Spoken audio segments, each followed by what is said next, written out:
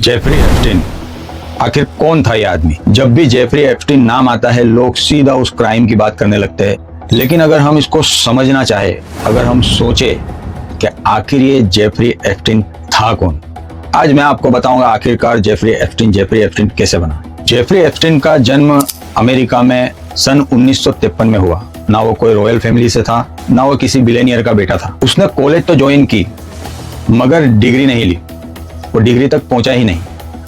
लेकिन फिर भी कुछ सालों बाद वो इलाइट प्राइवेट स्कूल का टीचर बन गया। यहीं से शुरू होती है एप्स्टीन की आगे की कहानी। तो सवाल ये खड़ा होता है कि अगर वो रॉयल फैमिली से नहीं था, ना उसका बैकग्राउंड इतना अमीर था, आखिरकार ये इस लेवल तक कैसे पहुंच गया? शुरू होता है 1980s के आसपास का जमाना। अचानक वॉल स्ट्रीट के सर्कल में जेफरी एप्स्टीन का नाम आना शुरू हो जाता है और वो लोगों को कहने लगा वो अल्ट्रा रिच क्लाइंट के लिए प्राइवेट फाइनेंशियली सर्विस देता है। और उसने अपनी एक फॉर्म बनाई जिसका नाम रखा उसने जे एप्स्टीन एंड कॉर्पोरेशन। लेकिन पब्लिक रिकॉर्ड में ना क्लाइंट के नाम कभी क्लियर हुए, ना ये समझ आया कि एग्जैक्टली वो करता क्या था।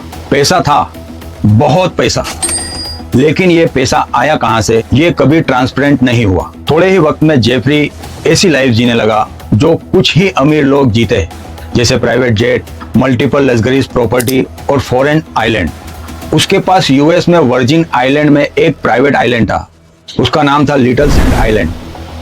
उस आइलैंड के अंदर अमीर आदमी, बिलियनियर आदमी लाइफ में एक ही बार वहां की फॉरेन ट्रिप कर सकता था। वो इतना रिच और इतना महंगा आइलैंड था और उस आइलैंड का एक लौता मालिक जेफरी एप्स्टीन बन चुका था।